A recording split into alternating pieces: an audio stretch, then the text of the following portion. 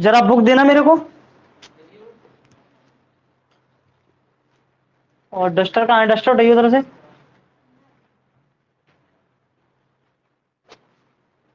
हटा दूं अब तो इसको।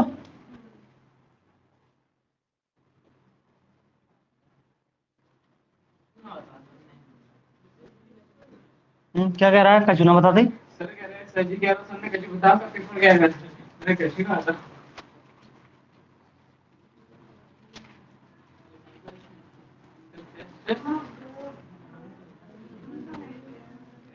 चलो संडे को ही लेते हैं टेस्ट, ठीक है? कल नहीं ले रहे। हाँ 6:30 है? नहीं टाइम से। संडे को 4 बजे से लेंगे। हाँ टेस्ट तो अपन सुबह ले लेंगे 6:30 बजे।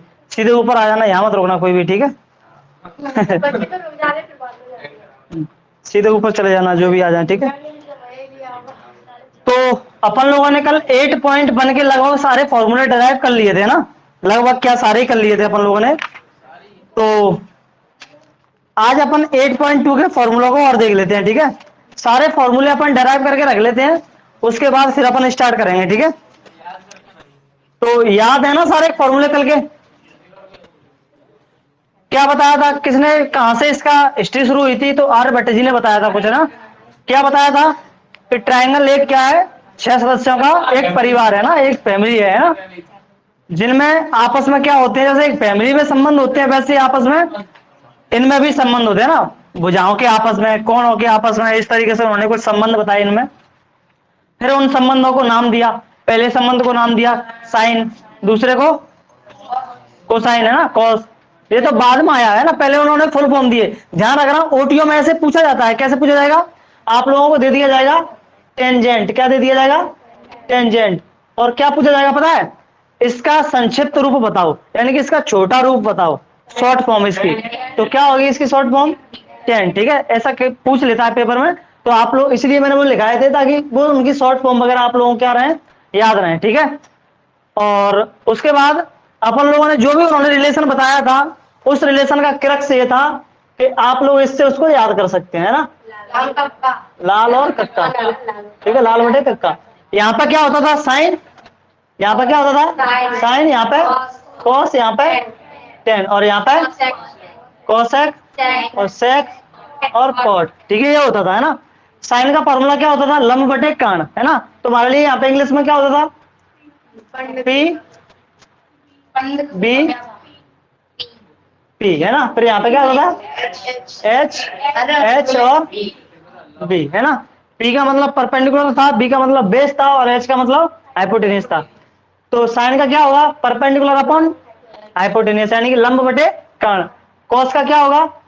बेस अपॉन हाइपोटेन्यूज, यानी कि आधार बटे कर्ण। साइन का क्या, टेन का क्या होगा? परपेंडिकुलर अपॉन बेस, यानी कि लंब बटे आधार, है ना? ऐसे ही फिर इनके उल्टे, कोसेक का क्या होगा? कर्ण बटे लंब, यानी कि हाइपोटेन्यूज अपॉन परपेंडिकुलर। ऐसे ही इसका सेक का क्या होगा? कर्ण बटे आधार, यानी कि हाइपोटेन्यूज अपॉन बेस। ऐसे ही कॉट का क्या होगा? हाँ, बेस अपॉन परपेंडिकुलर, यानी कि आधार अपॉन लंब, ठीक है? उसके बाद अपन लोगों ने क्या किया था? इनके अपोजिट का मल्टीप्लाई किया था साइन का कोसेक में। तो कितना आया था? साइन का कोसेक को मल्टीप्लाई करें कितना आएगा? 1। कॉस का सेक को मल्टीप्लाई करें क्या आएगा? 1। टेन का कोट को मल्टीप्लाई करें क्या आएगा? 1। और यहां से अपन लोगों ने फिर फॉर्मूले निकाले थे, है ना? साइन थीटा का फॉर्मूला इसका अपोजिट करेंगे तो क्या होगा? 1 अपॉन कोसेक थीटा। कोसेक का क्या होगा? 1 अपॉन साइन थीटा। कॉस का क्या होगा? 1 अपॉन सेक थीटा। सेक का क्या होगा? 1 अपॉन कॉस थीटा। ऐसे ही टेन का क्या होगा? 1 अपॉन कॉट। कॉट का क्या होगा? 1 अपॉन टेन। उसके बाद हम लोगों ने क्या किया था? साइन का कॉस में भाग दिया था, है ना? सॉरी, किसमें भाग दिया था? साइन में कॉस का भाग दिया था। तो क्या आया था? 10, यही तो आया था ना? उसके बाद अपन लोगों ने कॉस में साइन का भाग दिया था, तो क्या आया था? कॉट आया था। 2 फॉर्मूले ये थे। और कोई फॉर्मूले? बस इतने ही किए थे ना? याद है सारे? निकाल लेंगे ना सबके सब? तो अपन आगे के फॉर्मूलों को देखते हैं, ठीक है? आगे फॉर्मूले हैं तुम्हारे इसमें, देखो टॉपिक नंबर ये देखो 8.3, कुछ विशिष्ट कोणों के त्रिकोणमितीय अनुपात। क्या लिखा है? टॉपिक नंबर 8.3, कुछ विशिष्ट कोणों के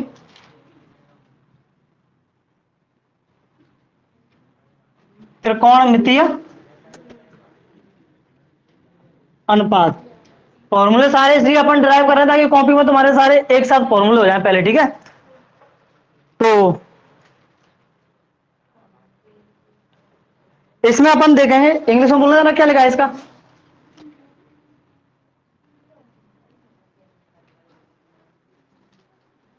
trigonometric ratio of some specific angle, है ना।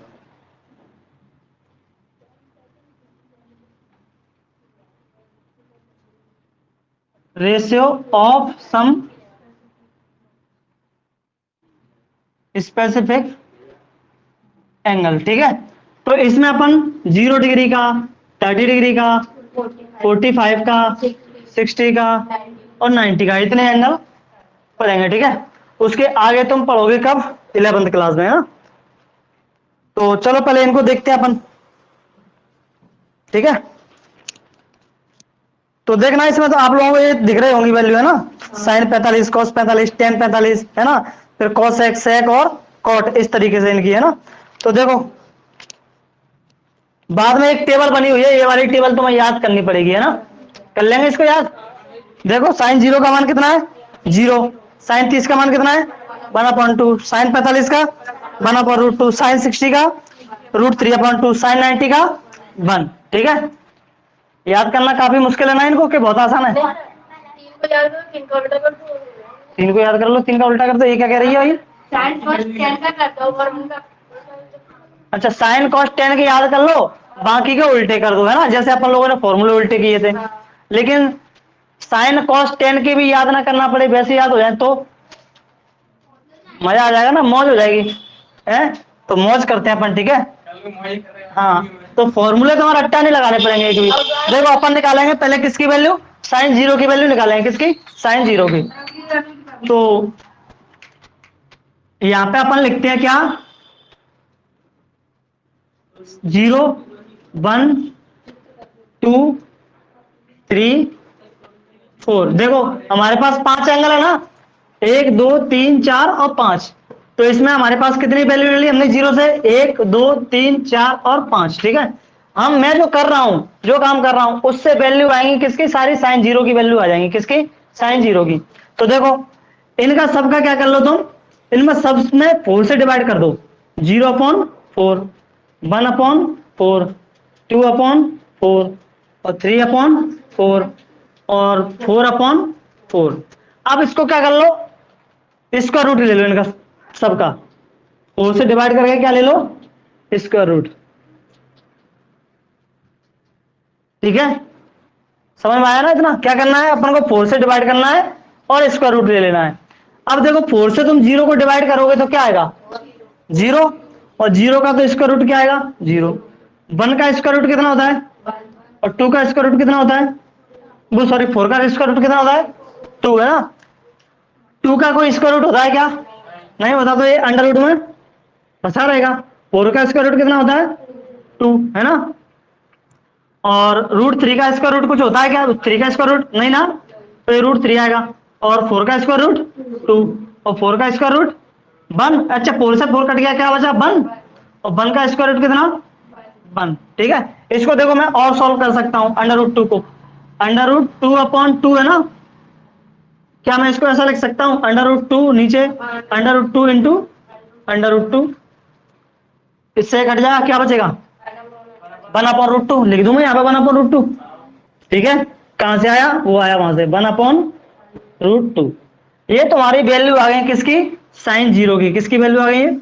अगर मैं यहाँ पे लिख दूं 0 डिग्री, यहाँ पे लिख दूं मैं 30 डिग्री, यहाँ पे लिख दूं मैं 45 डिग्री, यहाँ पे लिख दूं मैं 60 डिग्री, यहाँ पे लिख दूं मैं 90 डिग्री, और यहाँ पे लिख दूं मैं साइन, क्या लिख दूं, साइन, ठीक है। तो साइन 0 की क्या हो गई, 0।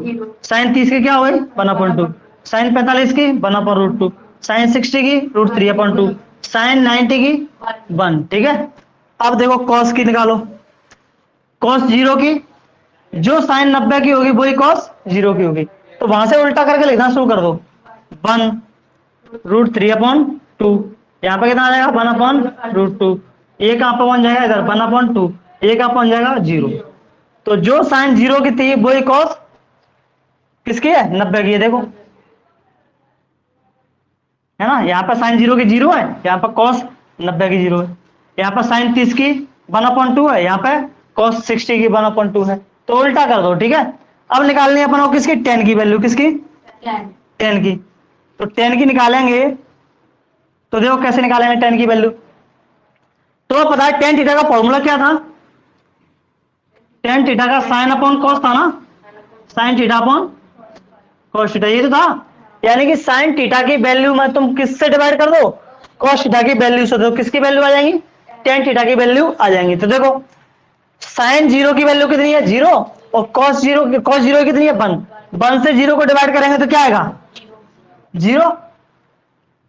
समझ रहे हो ना, मैं क्या कर रहा हूं, साइन थीटा की वैल्यू में कॉस थीटा की वैल्यू का भाग दे रहा हूं। तो साइन थीटा की वैल्यू क्या है, साइन 0 की वैल्यू क्या है 0, और कॉस 0 क्या है 1, 1 का 0 भाग देंगे तो क्या आएगा 0। यानी कि साइन 0 की वैल्यू भी क्या हो गई 0। अब देखो वो सॉरी tan 0 की वैल्यू भी क्या हो गई 0। अब देखो tan 30 की वैल्यू निकालेंगे।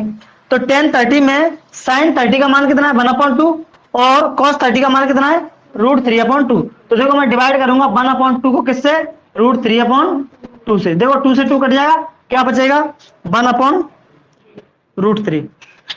ठीक है। अब देखो इसकी निकालेंगे अपन tan 45 की। तो देखो 1/√2 है, 1/√2 को 1/√2 से डिवाइड करेंगे तो पूरे कट जाएगा, क्या आएगा 1। अब देखो tan 60 की निकालेंगे तो √3/2 है, ये 1/2 है, 2 से 2 कट जाएगा, क्या बचेगा √3।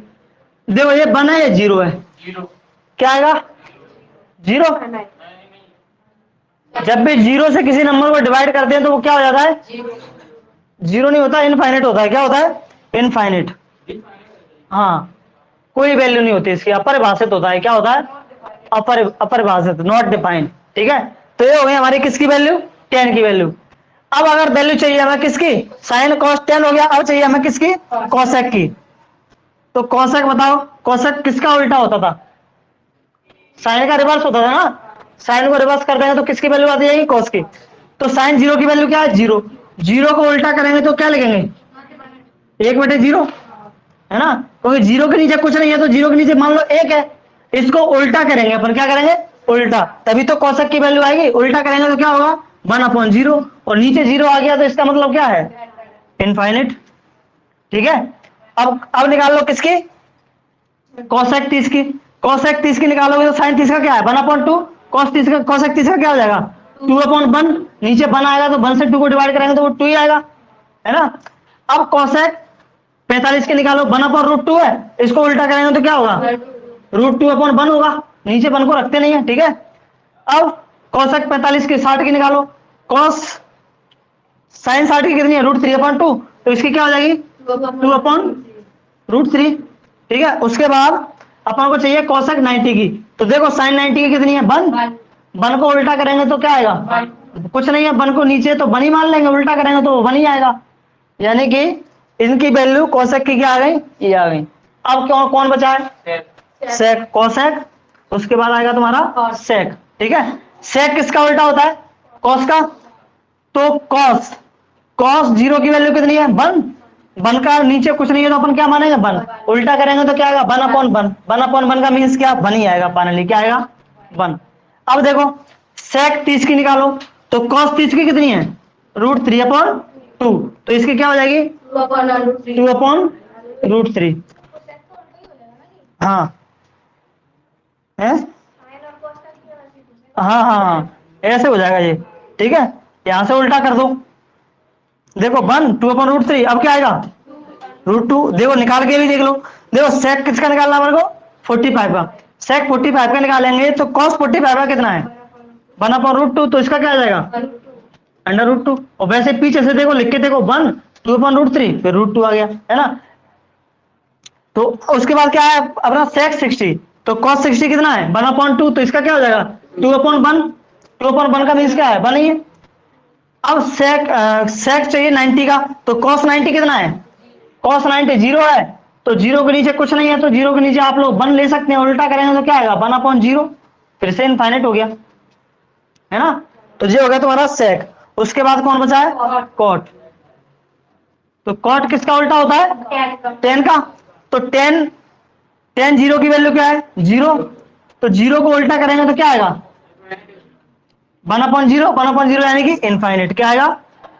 इनफाइनाइट। ठीक है। उसके बाद कॉट 45 का चाहिए, तो 10 45 का देखो कितना है? 10 45 का 1/√3, तो इसका क्या हो जाएगा?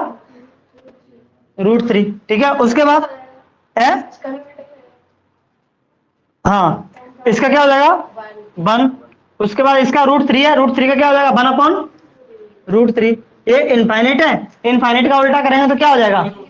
1/इनफाइनाइट यानी कि 0। जिसके नीचे इनफाइनाइट आ जाता है उसकी वैल्यू 0, और जिसके नीचे 0 आ जाता है उसकी वैल्यू इनफाइनाइट। 0 है?